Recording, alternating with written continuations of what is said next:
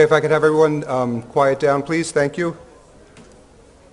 And bring everyone in from the hallways, please. Thank you.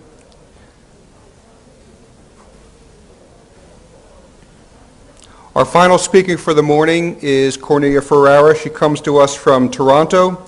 She holds a master's in science, and she's the author of various books exposing the New Age movement and feminism. Today she's going to be talking about the Godless UN as a false solution to world peace. And she's just emerging from an ordeal. She was just stuck for 10 minutes in the elevator trying to get down here. So be especially nice to her this morning. So we bring out Cornelia Ferreira. Thank you.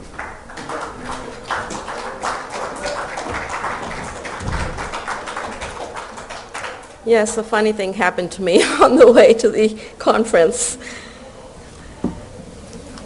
Your Excellencies, Reverend Fathers and religious ladies and gentlemen, this talk is on the connection of the UN to Fatima, both of which present a message of peace.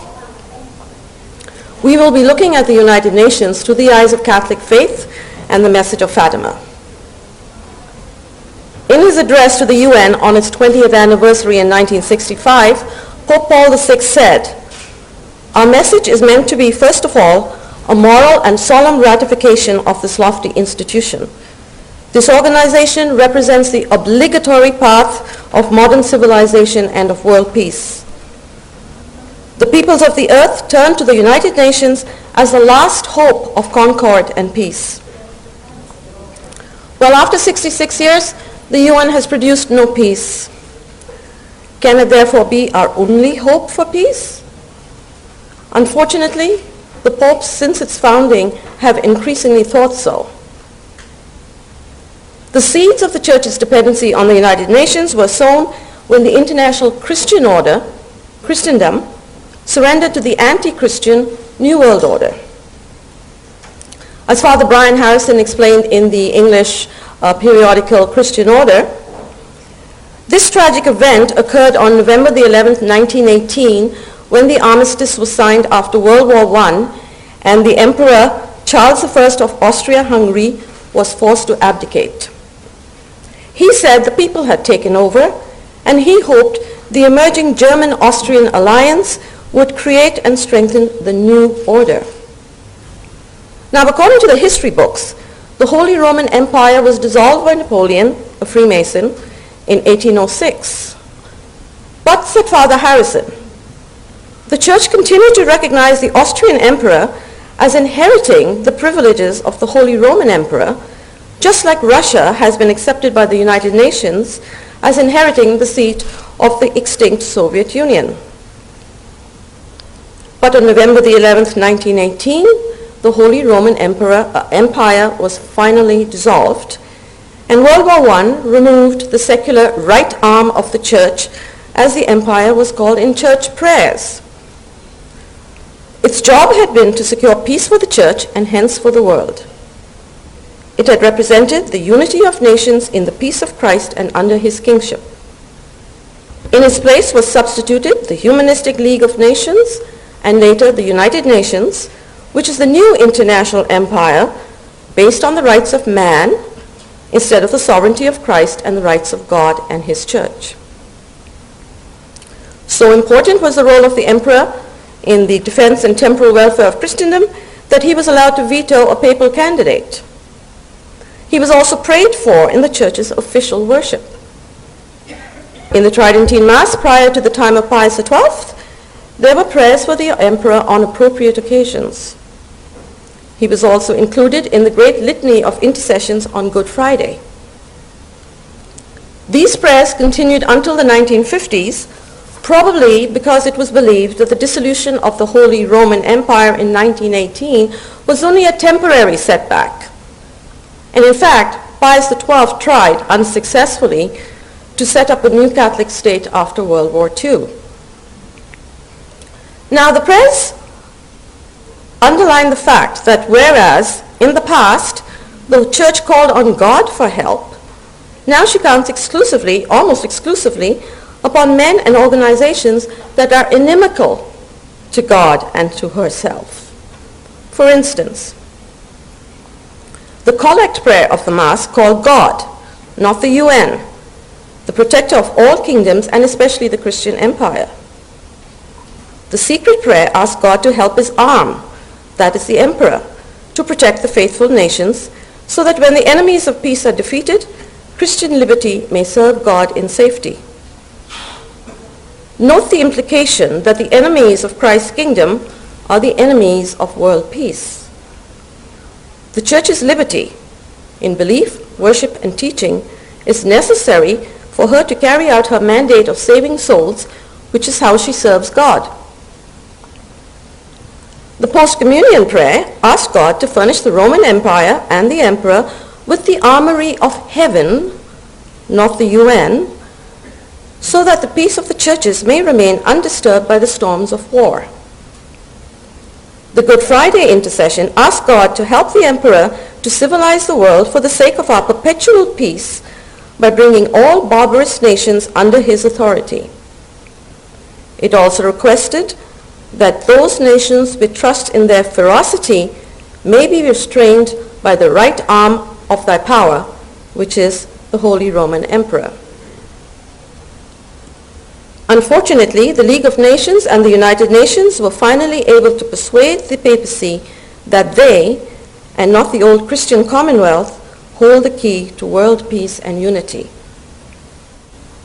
Now God knew that the Church would lose her temporal defender in 1918, so he sent Our Lady to Fatima in 1917 to tell the Church how to protect herself in the New World Order and to obtain peace for the world. Peace in our times was entrusted to the Immaculate Heart of Mary and no one else. War, she said, is caused by sin. That is very important because that's not the thinking today. Peace will result only when her Immaculate Heart is venerated worldwide. And this requires, she said, the magisterial consecration of Russia and the communion of reparation on the first Saturdays. Otherwise, Communist Russia will be an instrument of chastisement worldwide, spreading her errors, fomenting wars and persecutions of the Church. On June the 13th, 1929, Our Lady told Sister Lucia that the moment had come for the consecration to be done. Now, everything that heaven does has significance. It was in 1929 that Pope Pius XI thought the Church was entering a glorious new era and new order. He was celebrating his sacerdotal jubilee, and in his encyclical on December the 23rd of 1929, he listed the many political and spiritual graces of that year, the 75th anniversary of the proclamation of the Immaculate Conception. On February 11th, the date of Our Lady's appearance at Lourdes, the Vatican signed the Lateran Treaty with Italy, which recognized the full liberty and civil sovereignty of the Roman Pontiff. That treaty was ratified on the Feast of the Sacred Heart, June the 7th. And the Pope was very hopeful that it had the protection and approval of Jesus and Mary. He greatly rejoiced, he was almost euphoric, at signs of a diminishing persecution of the Church around the world and a thriving of Catholic life. But heaven obviously did not consider this a time of complacency. 6 days after the ratification of the Lateran Treaty, Our Lady, appearing with the Holy Trinity, said God wanted the Holy Father to consecrate Russia to her Immaculate Heart, to rescue Russia from its own persecution, save souls, and bring peace to the world. Why did she choose that? Because it was also in 1929 that Stalin started to mount a socialist offensive on all fronts and raised to the highest pitch the bloody terror and the horrors of the Gulag. But Our Lady and the Holy Trinity have been ignored to this day. Pius XII dropped the prayers for the emperor. And from the time of John the 23rd, the Church seems to be operating under the belief that she has no more enemies and peace is only a matter of human rights, brotherhood, and respect for nature. So in Paul VI's new Mass, the prayers said after the Tridentine Low Mass for the protection of the Church were dropped. Pius XII was wary of the UN. As late as 1957, he warned about the most powerful groups attempting to impose their world outlook on all mankind. He said, "The final court of appeal for the decisions of a Christian must always be the will of Christ." John the 23rd, however, greatly increased Catholic support for the UN. Paul VI, as I mentioned, ratified it as the obligatory path and the last hope of peace. John Paul I, in his first papal discourse, urged the world to work for a new order of greater justice and more stable peace, and he praised all the peace initiatives. But he said the tremendous spiritual power of the Catholic Church is the guarantee of peace and order. In 2003, Pope John Paul II stressed that international law, not God's law or Our Lady of Fatima's peace plan, but international law is a means to avoid war. On January 1st, 2004, he made it clear that international law, also called the rule of law, supersedes the sovereignty of nations. He called for a new international order under a strengthened UN, which he wanted to go from being an administrative institution to a moral center for the world. We're talking about an organization composed of atheists and tyrants as the moral center of the world. Pope Benedict also supports the idea of a one world United Nations government and religion. In his address to the UN in 2008, he reinforced Pope John's belief in its being a moral center for a united world. Instead of the Ten Commandments, he called the atheistic Declaration of Human Rights the fundamental nucleus of values. International laws and UN interventions are not attacks on national sovereignty, he said, and he commended the UN's support of interfaith dialogue. To understand why the Church's hope for peace is terribly misplaced, we must study the history of the UN. And the trail leads us back to Illuminist Freemasonry, whose ultimate goal has always been to impose the worship of Lucifer through a one-world government and religion. It's the continuation of Lucifer's revolt and his desire to rule the entire universe. And this is the goal of the United Nations organization. Pope Leo XIII's 1884 encyclical Humanum Genus details Masonry's plans for its universal socialist republic, a new world order that is opposed to the old Christian order.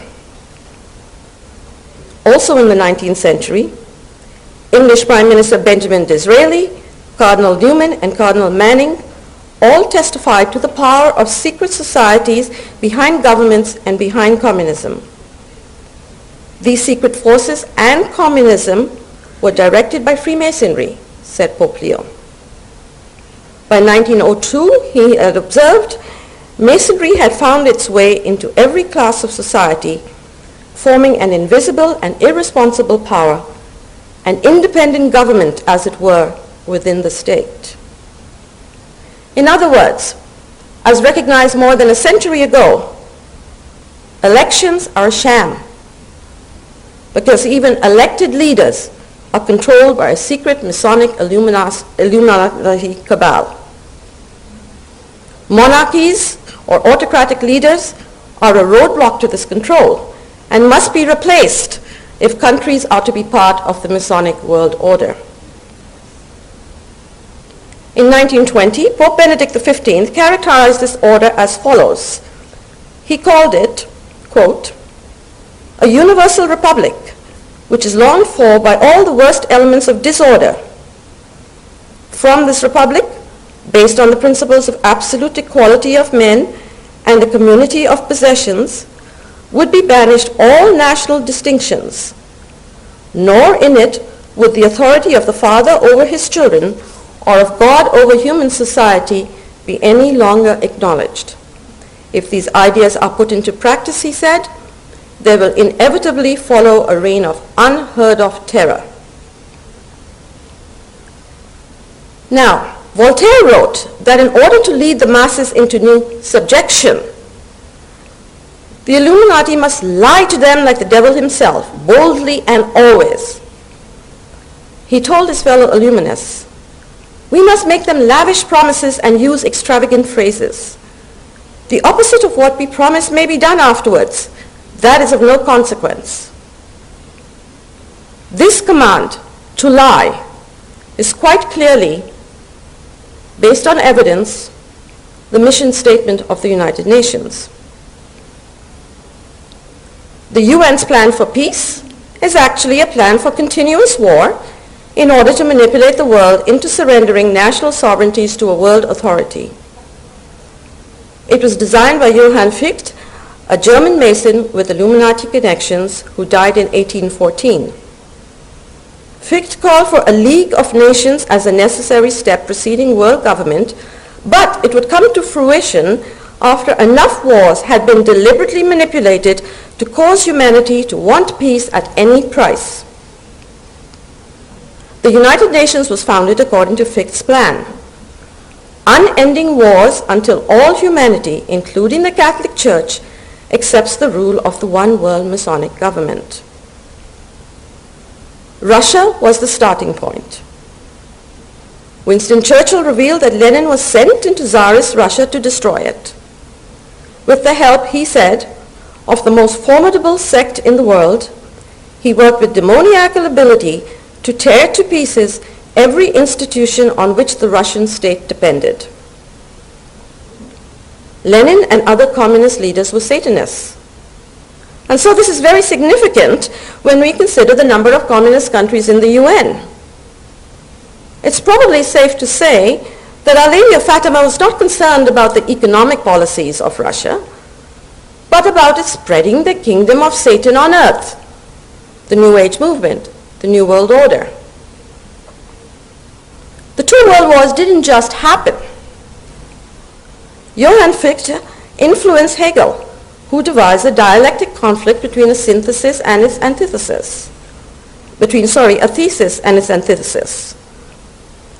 The solution is a compromise synthesis of the opposing forces that advances the world government. And these steps are repeated until the goal is reached. Following the dialectical method at the end of the 19th century, Albert Pike, Sovereign Pontiff of Universal Freemasonry, together with the Italian Illuminati leader Mazzini, planned 3 world wars and a final cataclysm to be deliberately perpetrated by the Illuminati in order to facilitate world government under the guise of peace. Hegel influenced both Marx and Hitler. The Illuminati funded Karl Marx, whose real name was Mordecai Mark Levy, to write the Communist Manifesto, which promotes Illuminati principles. The Illuminati plan was to control communism, Nazism, and political Zionism in order to facilitate dividing the world's population into opposing camps in ever-increasing numbers so that they would eliminate each other. World War I was meant to advance communism and destroy Tsarist Russia. It happened. World War II was to be a clash between communism and its fabricated antithesis, fascism. It happened, and advanced communism worldwide and into the Catholic Church. The Third World War is meant to pit Zionism against the Muslim world. We can already see Muslim terrorists and rebels being used as the new world enemy. In a final 4th step, a terrible conflict between the remaining communists and Christians will lead them to accept a one-world government for peace. Then the Illuminati will usurp the powers of that government and impose their Luciferian king and ideology upon the remaining part of mankind. Using Hegel's dialectical method, the Bolshevik Revolution and the building of the Soviet Empire, as well as Hitler and the Nazis, were all financed by European and American bankers associated with a secret society with Illuminati connections known as the Order of Skull and Bones. Major families associated with the order include the Rothschilds, the Rockefellers, and many of America's elite, including the Bushes. President Bush Jr., his father, and his grandfather. His grandfather was a partner and director of banking firms that financed Hitler and the Soviets. The Order of Skull and Bones generated the League of Nations after World War I, which then became the United Nations after World War II. Interestingly, Britain issued a victory postage stamp in 1946 that featured Masonic symbols, thus proclaiming World War II a victory for the Masonic World Order. Regarding the 1991 Gulf War, as we know, President Bush Sr. said, "For the first time since World War II, the international community is united. The leadership of the United Nations, once only a hoped-for ideal, is now confirming its founder's vision. The world can therefore seize this opportunity to fulfill the long-held promise of a new world order." And that 1991 war certainly moved the world in that direction. Under his son, a third-generation skull and bones man, the Muslim nations have been pushed towards World War III. A few days after 9/11, the Canadian Prime Minister Jean Chrétien remarked in New York, "There will probably be a new order in the world that will probably be better than we have now." With the removal of uncooperative rulers in the Middle East and Africa, and with UN and NATO members fighting or fomenting revolutions, it seems we are already in an undeclared world war. As for North America, the Canadian Naval Commander William Carr said around 1957, quote, "We will know the hour for subjugation has arrived when the President of the USA and the Prime Minister in Canada declare a state of emergency and set up a military dictatorship on the pretense that such action is necessary to protect the people from communist aggression. The communist parties in both our countries are being contained because the Illuminati intend to use them to bring about the state of emergency. When the communists are ordered to revolt, they will be allowed to run wild as they were in Russia. Then the agents of the Illuminati will appear and take over control under the pretense they are the saviors of the people." Revolution on behalf of the masses is the hallmark of Masonry and communism. Since the alleged death of communism, it operates under disguise. Are the revolutionaries in the Middle East and Libya, fomented by Facebook and Twitter, and openly encouraged by Western governments as saviors of their people, are they the new face of communism? In the Free West, will Muslim terrorists be the disguise? The ex-KGB defector Anatoly Golitsyn, in his expose of the Perestroika deception, said that the ex-Soviet Muslim republics were being used to replace pro-Western rulers in the Middle East with Russian-controlled Muslim fundamentalists, as well as to channel nuclear weapons and technology to Iran. Now let's look at the founding of the UN and its role in the Masonic plan. American President Woodrow Wilson's closest advisor was Edward Mandell House, an Illuminati agent. The US was dragged into World War I through a secret agreement of House. The provocation was the deliberate betrayal of the British ocean liner Lusitania with Americans on board to German U-boat destruction. At the end of the war, House got Wilson to propose a fixed idea: a League of Nations for world peace.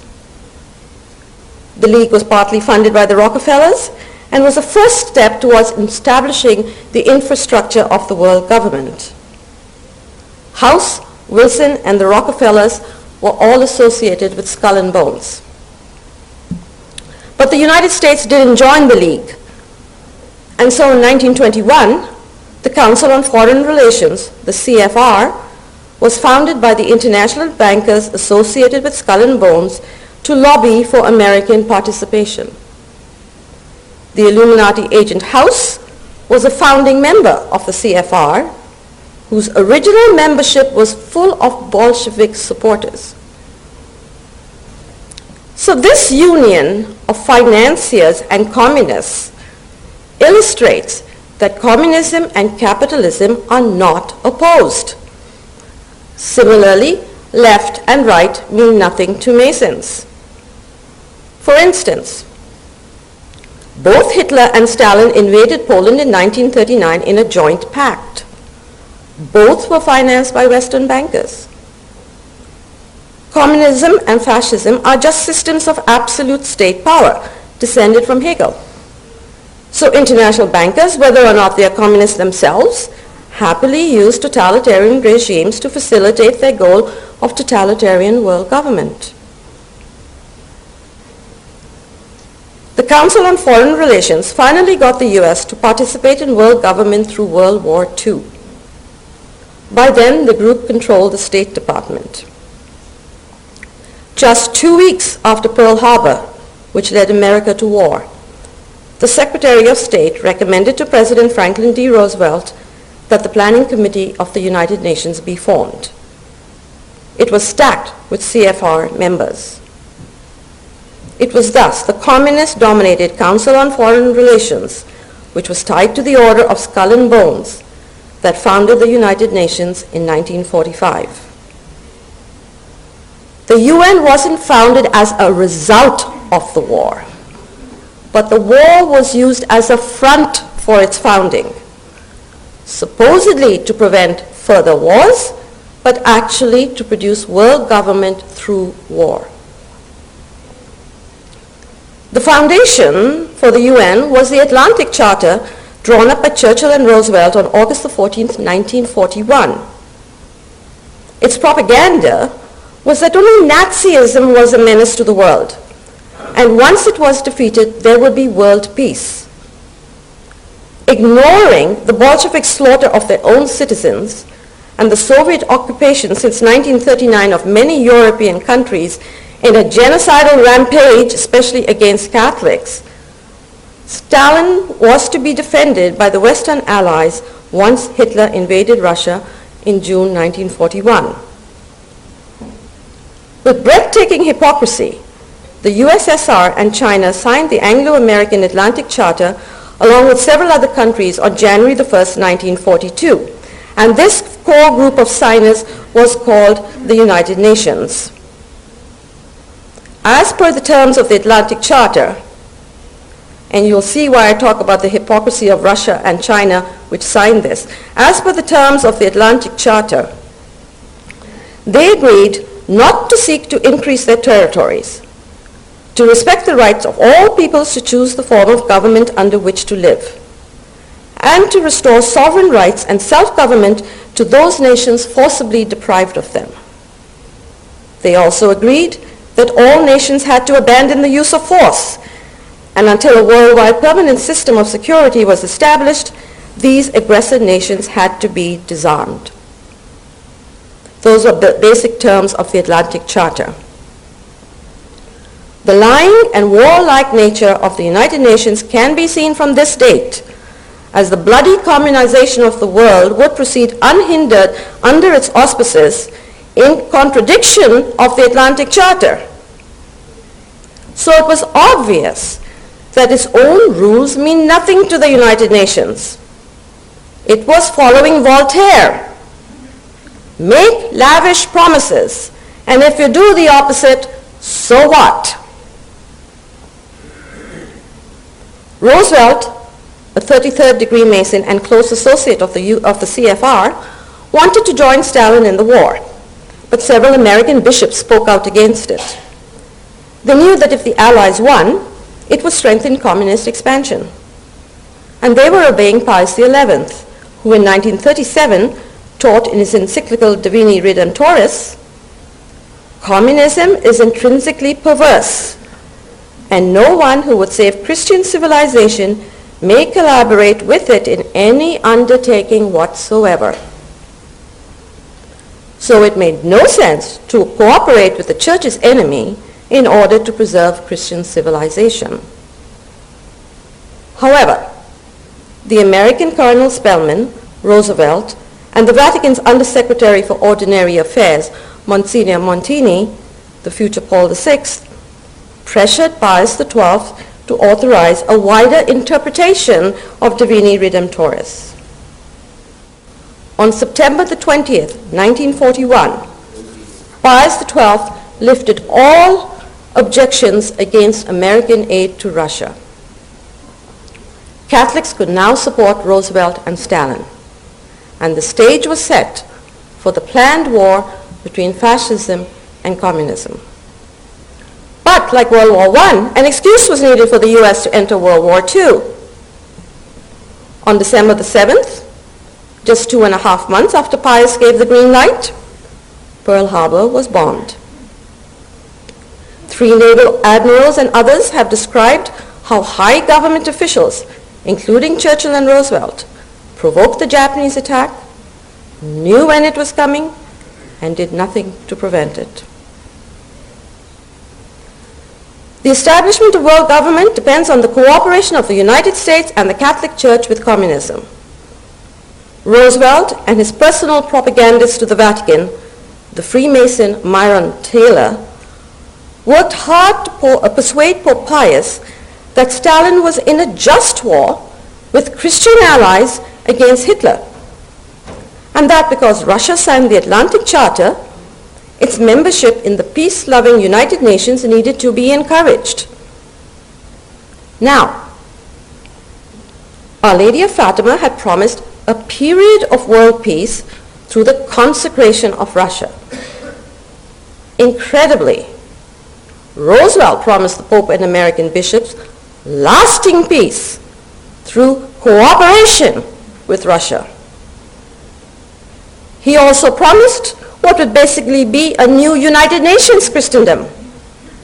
Peace will come, he said, and an international order in which the Spirit of Christ will rule the hearts of men and nations. This is what he said to the Pope and the American bishops. So in September 1942, Pius XII admitted, at the request of President Roosevelt, the Vatican has refrained from all polemics against the communist regime. May God grant that the free world may not have to regret my silence one day. Later, the Pope spoke out against communism, but his permission to cooperate with Stalin and his silence had opened the door to communist penetration of the Church, either directly or through the UN. Unfortunately, Pius also committed the Church to support decolonization, which was vital to Moscow's plans of worldwide expansion. In 1920, Stalin had called for the secession of India, Arabia, Egypt, and other colonized countries because secession would mean a weakening of the position of imperialism and a strengthening of the position of revolution. The Good Friday prayers for the Holy Roman Emperor, which Pius XII removed, were prayers for the civilizing expansion of Christianity. But this civilizing action now became excoriated as the crime of colonialism. John the 23rd completed the Church's disavowal of colonialism in his encyclical Pacem in Terris. And the Vatican ignored the savage nature of decolonization in which the UN aided Russia. The UN's so-called peacekeeping actions, which today are carried out as humanitarian interventions, turned Christian European colonies in Africa over to the communists. The UN opens the doors to communism was a common saying in the Congo. A communist pamphlet titled The United Nations and printed in India explained, the UN will be an extremely helpful instrument in breaking up the colonial territories of non-communist countries and will eventually bring about the amalgamation of all nations into a single Soviet system. Then in 1962, as we know, the Vatican-Moscow Agreement on Catholic silence about communism ensured the expansion of the Satanic New World Order. a former member of the United States Communist Party, testified that the UN's Kremlin masterminds never intended the UN as a peacekeeping organization. He said it has been communist designed for sociological conquest. It's a Trojan horse whose aim is communist penetration of the West. In fact, the UN blueprint was drawn up by Lenin, expanded by Stalin, and refined by Khrushchev. Communists have openly asserted that the UN is one of the most important platforms of Soviet propaganda from which they may preach to the populations of the entire world over the heads of their governments. And it was the Soviets who insisted that the UN headquarters should be in the United States, because from here their spies, posing as delegates or staff, could infiltrate American society. J. Edgar Hoover, the former head of the FBI and a 33rd degree Mason, stated that the communist diplomats assigned to the United Nations represent the backbone of Russian intelligence operations in this country. A former leader of the United States Communist Party acknowledged that American communists, many of whom were government figures, also had a major hand in the planning and creation of the UN. The chairman of a Senate investigation committee stated, quote, "There is today in the UN, among the American employees there, the greatest concentration of communists that this committee has ever encountered. Almost all have been employees in the US government in high and sensitive positions. The committee believed the government knew they were communists and deliberately transferred them to the UN." Alger Hiss, a known Soviet spy and a member of the Council on Foreign Relations, was an advisor to Roosevelt. He was also the Secretary General of the conference that officially founded the UN at San Francisco in 1945, and he helped to write the UN Charter. Another known key agent was Harry Dexter White, Assistant Secretary of the Treasury Department. With Mason Harry Truman's support, he helped to establish the United Nations International Monetary Fund. The IMF is the framework for a global bank of issue of a world currency, which will result in world government. The IMF and its sister UN agency, the World Bank, are CFR, that is Illuminati creations. Under the guise of humanitarian aid, the World Bank loans mainly American tax dollars to spread socialism and communism. The UN Secretary Generals have always considered themselves citizens of the world, not of the country from which they come. They don't have loyalty to those countries. Furthermore, in 1952, an American journal stated that as many as 1/2 of the administrative executives in the UN are either communists or people willing to do what they want. In 1955, an American former communist publicly admitted, "Communists control the UN. Most of the UN special agencies are in fact operated by them." So how can one say that communism is dead if the world's governing authority is a personification of communism?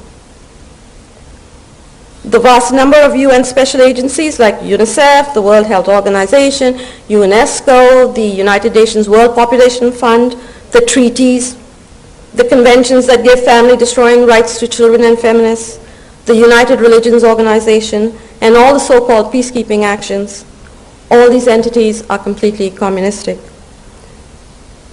Here are 3 quick examples. The first head of the World Health Organization called for the eradication of the concept of right and wrong in the education of children in order to change human behavior. The United Religions Organization is the institution of the UN's atheistic occult one world religion. It was co-founded by the Marxist-Leninist Mikhail Gorbachev, who wishes to reduce the population of the earth by 90%. UNESCO was founded on the vision of world government and eugenics.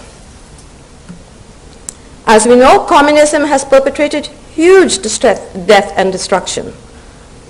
Its policies have broken millions of families and destroyed homes and countries, and it continues unchecked, just wearing different costumes. By peace, The UN means the communist peace, in which all opposition is eliminated, as admitted by former UN Secretary General U Thant himself. He stated that Lenin's ideals of peace and peaceful coexistence are in line with the aims of the UN Charter. Before its finalization of the Charter, an American senator had predicted, the adoption of the UN Charter will mean perpetuating war. Between 2006 and 2007, there was a 15% increase in UN troops. Today, nearly 100,000 UN troops from 114 nations are serving in 14 countries. As George Orwell warned in his book 1984, if we wish to live in peace, we must love Big Brother. And the slogan he said at that time would be, war is peace, whilst the Ministry of Peace would concern itself with war. The UN's Department of Peacekeeping Operations could be considered its Ministry of Peace. Today, what are called peacekeeping forces are in many instances waging war under the new job description of peacemaking. Indeed, Time magazine calls UN troops armies of peace. But the UN's propaganda machine and media control fools the whole world. In 1961, Adlai Stevenson, the American ambassador to the United Nations and head of the Council on Foreign Relations, instructed the UN press corps to lie and paint a flattering picture of UN intentions. Now, besides the God of peace, the God of human rights is also invoked to facilitate the United Nations agenda. The UN's Declaration of Human Rights is accorded a higher status than the Ten Commandments. But the dissident priest Hans Kung has admitted that it's descended from the Masonic French Revolution. And the 18th century historian of the Illuminati roots of the French Revolution, Professor John Robeson, said that the Illuminati intended to root out all religion and morality to establish the imprescriptible rights of man, that is, rights that cannot be legally taken away. So Freemasonry, the leader of the city of Satan, seeks to establish the rights of man in opposition to the rights of God. That is, the primacy of man over God, or seen another way, the rights of man as God. In 1859, Cardinal P. reprimanded Napoleon III for continuing the principles of the French Revolution, saying, quote, "The social teaching which inspires the state is a true declaration of the rights of man, sire, which is nothing more than a formal denial of the rights of God. It is the right of God to command states as well as individuals. It is for this that Christ came on earth. He must reign, ruling the activities of governments and the governed. Unless Jesus Christ can exercise his power, there is disorder and decadence." End of quote. However, the Declaration of Human Rights has been lauded by Popes John XXIII and John Paul II. And Pope Benedict XVI says the Declaration, not the Decalogue, is the fundamental nucleus of values and hence of rights, even though there's no right to life for unborn babies in there. John XXIII gave a hint, however, of why this declaration is important. He said it represents an important step on the path towards the juridical political organization of all the peoples of the world. That's the point. The Declaration of Human Rights is the foundation of international laws for a world government that will be completely inimical to the rights of God and his church. Not surprising, because that declaration closely parallels the Soviet Constitution. It's a blueprint for tyranny. The basic Marxist plank in the Declaration and the Soviet Constitution is that man's material well-being is all important. His privacy and freedom are secondary considerations. So governments must take full responsibility for the welfare of the people and control all their activities. A United Nations covenant is enforceable legislation once ratified, and it overrides a country's constitution. Further, nearly every high-sounding phrase, such as the rights to freedom of expression or of religion, can be legally denied by governments or the UN if they believe it's necessary to protect national security, public safety, the rights of others, etc., etc. For instance, the Masonic French Revolution was perpetrated in the name of public safety, and Hitler's atrocities in the name of national security. And today we all know democratic countries are rapidly losing their rights in the name of national security and public safety, thanks to the war on terror. And freedom of religion, such as freedom to protest same-sex marriages, is also being erased in the name of minority rights. So even if the Soviet Union has officially collapsed, Soviet Russia's ideology lives on in the human rights and other UN documents. And this is signified by the UN insignia itself, which is designed by an American communist to resemble that of the Soviet Union. UN military interventions are carried out to supposedly defend human rights, but the rights of government are ignored where sedition has been fomented and the government fights back. Then the UN interferes, claiming it's ending government aggression against its own people. By its own definition, a United Nations military action is not aggression. UN and NATO actions against sovereign states that do not cooperate with the New World Order are called police action, and humanitarian intervention after enough violent chaos has been fomented to hopefully justify genocidal international force. And I'll give you an example in the Serbian province of Kosovo. Starting in 1998, the American CIA and the British Special Armed Services armed and trained the Albanian Kosovo Liberation Army, the KLA, to foment armed rebellion in its bid to separate from the Yugoslavian province of Serbia. Around 1993, the US had classified this Marxist KLA as a terrorist organization financed by heroin trafficking from Afghanistan via NATO member Turkey into Europe. And it bought its weapons with that money from Italy, Switzerland, Turkey, and other countries. The KLA was also known to be receiving money and training from Osama bin Laden and from Al-Qaeda. But after it started working for the US, it was removed from the terrorist list. Serb leader Slobodan Milosevic tried to deter to stop this KLA operation for the drug trade, so he had to go. And after bombing Yugoslavia into submission in 1999, NATO then stood by and allowed the KLA to ethnically cleanse the non-Albanians from Kosovo and form its new government. The Albanians went on to destroy more than 150 churches and monasteries to remove all semblance of Christian heritage. And the Libyan action that we are seeing today is very similar to what took place in Kosovo.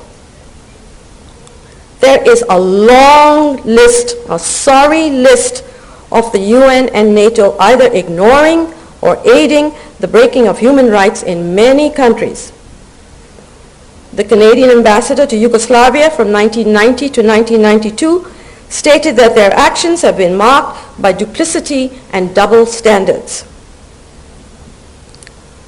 Now, NATO is actually a United Nations regional organization meant to strengthen the UN and move us in the direction of one world. It's a communist ally and an agent of communist expansion. And its anti-communist stance during the war, Cold War, was simply posturing. Stalin saw the necessity of regional groups as an intermediate stage to world government. And he figured that people would transfer national loyalties more easily to these regional groups than to a big world authority. And then later on, these regional groups could be combined into the world dictatorship. So the Organization of American States and its African equivalent are also UN regional groups. In 1963, President Kennedy advocated global socialism and control through the UN and NATO. Then Russia eventually became a NATO partner in 2002. Why? To fight the common enemy of global terrorism. Now, because China and Russia conveniently vetoed the UN action in Kosovo, NATO set a new precedent of using the Declaration of Human Rights in order to avert a humanitarian tragedy, as it was called. This precedent means that NATO, as a military extension of the UN, will now intervene anywhere in the world. It's now in Afghanistan, where the opium trade is thriving after the defeat of the anti-communist Taliban. And as mentioned earlier, NATO member Turkey has been helping the Albanian terrorists in supplying heroin from Afghanistan to Europe and the USA through the Balkans. And now, as we know, NATO is involved in Libya. Now let's look very briefly at a few other UN groups. Let's start with UNESCO, the UN's educational, scientific, and cultural organization whose constitution was written by a member of Skull and Bones. The Vatican has supported this organization since 1952. In 2002, Pope John Paul appealed to UNESCO to build bridges through the formation of consciences to avoid wars. But UNESCO spreads the error of Russia through education and culture. Communists themselves have explained that UNESCO corresponds to the agitation and propaganda department in the Communist Party, getting at the public mind, young and old. The anti-life UNESCO is at the forefront of the environmental movement, and it's involved in getting together the occult one world, culture and religion. It has also been working to revise Christian teaching, especially the story of the crucifixion, so as to reduce the danger of implanting, this is a quote, reduce the danger of implanting anti-Semitism in the minds of the young. And in the 1950s, it was praised by the American Jewish Committee for revising textbooks originally prejudicial to one or another racial, religious, or ethnic group. Interestingly, the Israeli Prime Minister David Ben-Gurion was reported in Time magazine August 16, 1948 as saying, "We consider that the United Nations ideal is a Jewish ideal." UNESCO's World Heritage Convention is a blatant property grab and a danger for the Church. Through this convention, the Church is losing control of her physical and cultural heritage, her ancient churches, her artwork, and so forth. The convention postulates that there are some natural and man-made sites which are not the national heritage of a particular country, but of the world, because they have universal value. They belong to the world. There are 911 World Heritage, funny number, but there it is, 911 present World Heritage sites, and they include natural wonders like the Grand Canyon, sites of pagan rites like Stonehenge, monuments, ancient temples, Catholic churches, many Catholic churches like Chartres Cathedral, and even Auschwitz concentration camp. These sites allegedly further universal ideas that unite people, such as evolution or a past way of life or some past culture. In other words, they promote the pantheistic one world culture. The World Heritage Convention stipulates that the protection of these sites is the responsibility of all mankind. Countries that ratify the convention pledge to conserve these sites for future generations. In return, the international community helps them to protect these marvels. What does that mean?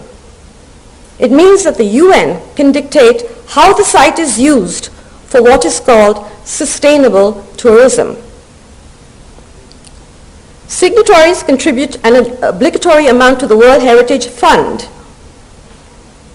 The Holy See signed on October the 7th, 1982, turning over the entire site of the Vatican to UNESCO control, which can then affect rules for opening, closing, maintenance, even what's sold in the religious shops.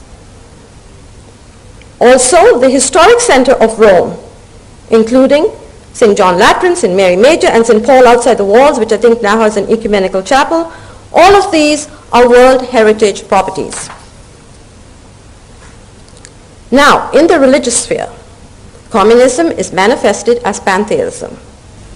What is pantheism? It's atheism, because it denies the existence of God when it makes the universe God. Further, it parallels political collectivism by absorbing the individual into the universal collective divine community. Pantheism and collectivism are the two prongs of illuminism and communism. So the spread of pantheism in the church through the movements for ecumenism, syncretism, and universal brotherhood is nothing else but the spread of communism and masonry. Cardinal Newman warned of the spread of pantheism, the great deceit which awaits the age to come. That is our times. Sister Lucy observed, we are living in a time of diabolical disorientation, practically the same words, which is literally confusion coming from the devil. And she warned us not to be deceived. Remember, Cardinal Newman said the great deceit. The League of Nations itself was associated with occult Russian theosophy, which is a branch of Masonry whose pantheistic occultism is the foundation of the one world religion.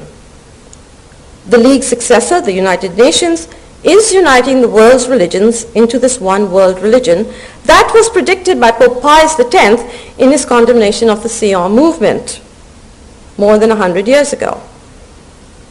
For all its talk on religious freedom, the UN intends everyone to practice its occult spirituality, and they will be monitored for compliance. The syncretic services held everywhere today with government officials involved are the liturgical rites of the pantheistic one world religion, which is nothing else than the worship of Satan. Separation of church and state no longer applies when the church is masonry. Environmentalism, color it red. It's the new communism. Because its laws to protect the allegedly fragile earth are advancing totalitarianism, whilst all these prognostications of imminent disaster, just like the specter of nuclear war, which was hammered a few years ago, all these are seen to be problems requiring world government for solutions. The Marxist Gorbachev is an important leader in this new environmental field. A very strong part of the UN's pantheism is pagan environmentalism. It sees humanity itself as a danger to the earth. Gorbachev wants to reduce it by 90%. There's presently a move to formulate human rights for the earth, which is worshipped as a living entity, a goddess, Mother Earth, Gaia. Earth Day, celebrated on Lenin's birthday, April the 22nd, has now been designated by the UN General Assembly as International Mother Earth Day. And the UN is planning a declaration on the rights of Mother Earth. Bolivia is at the forefront of this. It wants a UN treaty based on its own law, providing rights for Mother Earth and 10 commandments to save the planet, beginning with ending capitalism. The UN Convention on the Rights of the Child makes it an offense for parents to teach their children reverence for their religion, as this fosters religious discrimination. And parents cannot object to multicultural indoctrination of children even in Catholic schools, as this could be interpreted as child abuse under Article 14, which guarantees religious freedom for children. Feminism, another major error of Russia. Most of its tenets are derived from communism and the Soviet state. So the UN has long promoted women's rights, which are destructive of the family, the faith, and Christian morality. All United Nations agencies are working to strengthen the UN and spread its totalitarian agenda into every sphere of life. People are won over by self-interest, as the UN is painted as a big problem solver and the guarantor of an earthly paradise. This talk has only touched the surface of how the United Nations is spreading all the errors of Russia. Our Lady of Fatima said Russia is God's chosen instrument of chastisement of the world and the church. The UN has every nation and even the Catholic Church under its control to some degree. Once all militaries and weapons are under UN control, it will be a full dictatorship. President Kennedy said disarmament would create a radically new international system. It would encourage nations to give up much of their sovereignty. Their national security would depend on an international peace force under an immensely strengthened United Nations. Notice how recent calls always seem to lead to the recent action in some country. Wars have led to the call for UN peacekeepers. So the UN is strengthened as the fighting forces of more and more countries come under its control, shifting their loyalties from their nation to the world. Furthermore, participation in UN wars greatly strain the militaries and financial resources of nations, thus weakening them and causing social stress. The propaganda that communism is dead is the greatest deception ever foisted on a world desperate for peace. It is a diabolical disorientation. In these times of diabolical disorientation, said Sister Lucy, the devil has succeeded in infiltrating evil under cover of good. This describes the UN to a T. She added, souls are letting themselves be deceived. We must defend souls against the errors which may make them stray from the good road.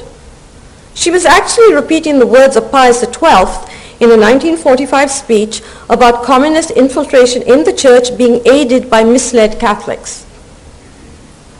The UN is keeping communism alive. Pope Pius XI said we may not cooperate with communism, and therefore the UN, in any way if we are to save Christian civilization. 66 years after the UN was founded for peace, we live amongst the ruins of Christian civilization. We are facing a third world war and a slaughter that have been pre-planned for the establishment of the kingdom of Satan on earth. The message of Fatima is clear. Depend on God, not man, for peace. God has entrusted peace in our day only to Mary. Why?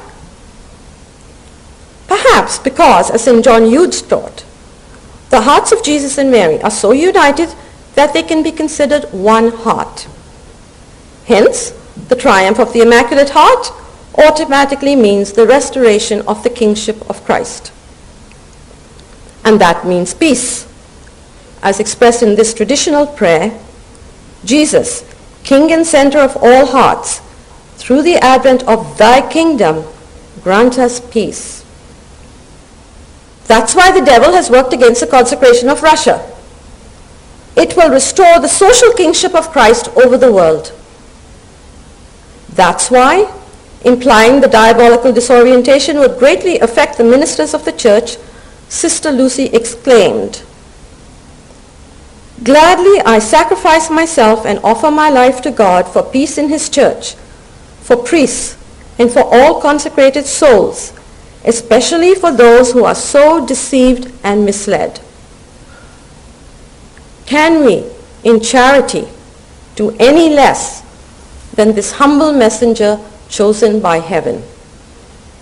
Thank you. This is how she serves God.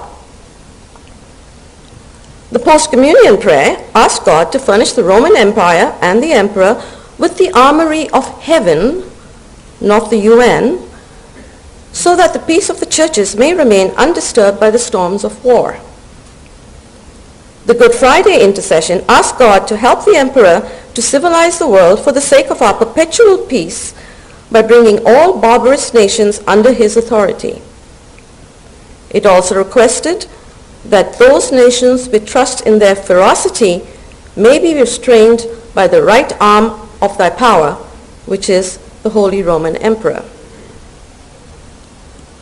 Unfortunately, the League of Nations and the United Nations were finally able to persuade the papacy that they, and not the old Christian Commonwealth, hold the key to world peace and unity. Now God knew that the church would lose her temporal defender in 1918, so he sent Our Lady to Fatima in 1917 to tell the church how to protect herself in the New World Order and to obtain peace for the world. Peace in our times was entrusted to the Immaculate Heart of Mary and no one else. War, she said, is caused by sin. That is very important because that's not the thinking today. Peace will result only when her Immaculate Heart is venerated worldwide.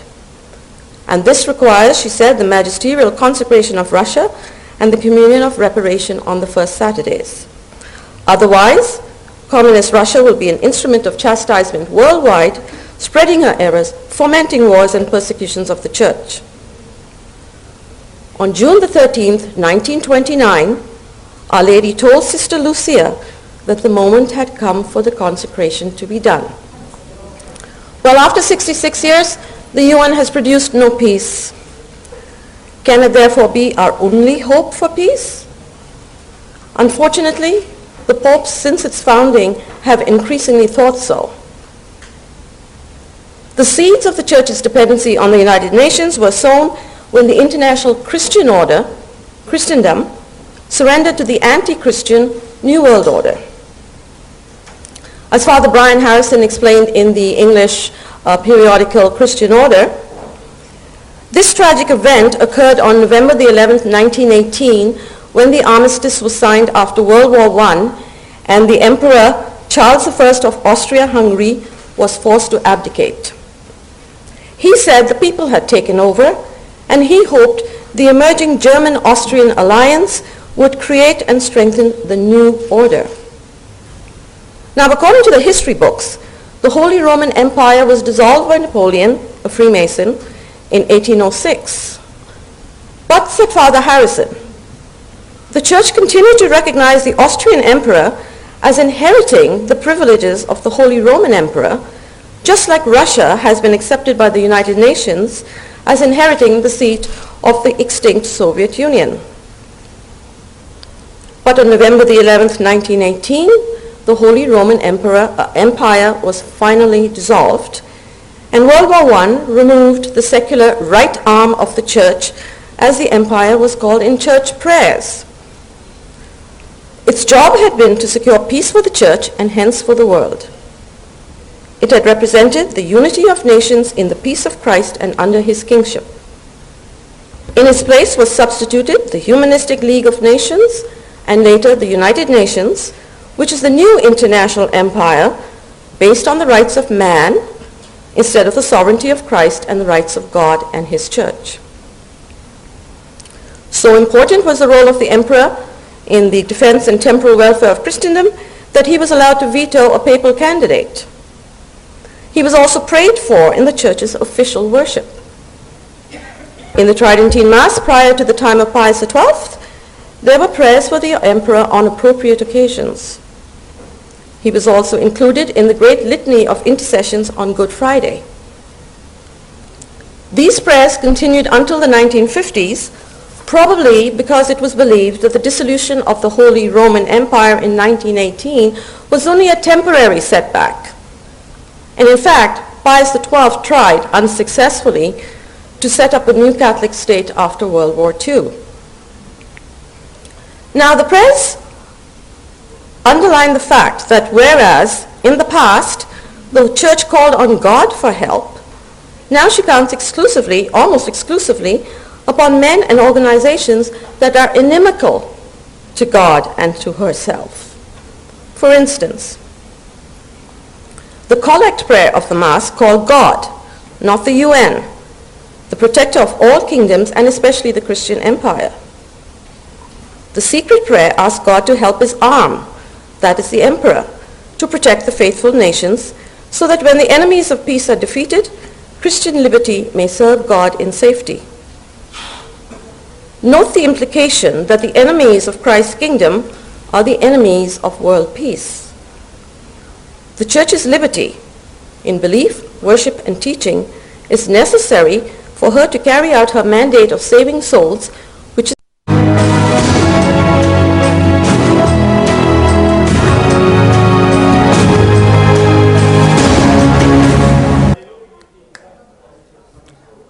Okay, if I could have everyone quiet down, please. Thank you. And bring everyone in from the hallways, please. Thank you.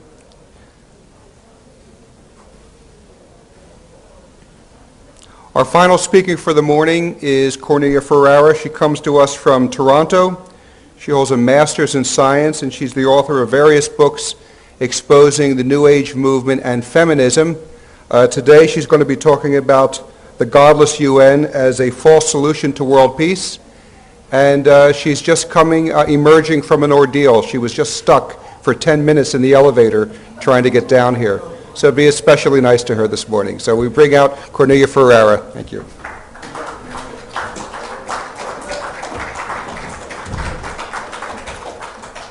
Yes, a funny thing happened to me on the way to the conference. Your Excellencies, Reverend Fathers and religious ladies and gentlemen, this talk is on the connection of the UN to Fatima, both of which present a message of peace. We will be looking at the United Nations through the eyes of Catholic faith and the message of Fatima.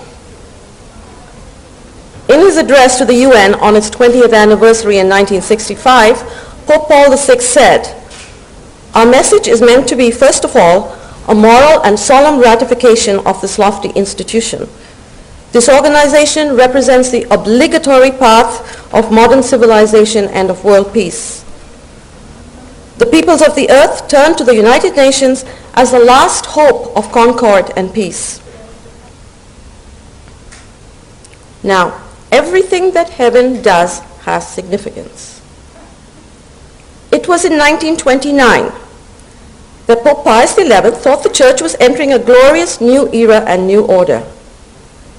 He was celebrating his sacerdotal jubilee, and in his encyclical on December the 23rd of 1929, he listed the many political and spiritual graces of that year, the 75th anniversary of the proclamation of the Immaculate Conception. On February 11th, the date of Our Lady's appearance at Lourdes, the Vatican signed the Lateran Treaty with Italy, which recognized the full liberty and civil sovereignty of the Roman Pontiff. That treaty was ratified on the Feast of the Sacred Heart, June the 7th. And the Pope was very hopeful that it had the protection and approval of Jesus and Mary. He greatly rejoiced, he was almost euphoric, at signs of a diminishing persecution of the Church around the world and a thriving of Catholic life. But heaven obviously did not consider this a time of complacency. 6 days after the ratification of the Lateran Treaty, Our Lady, appearing with the Holy Trinity, said God wanted the Holy Father to consecrate Russia to her Immaculate Heart, to rescue Russia from its own persecution, save souls, and bring peace to the world. Why did she choose that? Because it was also in 1929 that Stalin started to mount a socialist offensive on all fronts and raised to the highest pitch the bloody terror and the horrors of the Gulag. But Our Lady and the Holy Trinity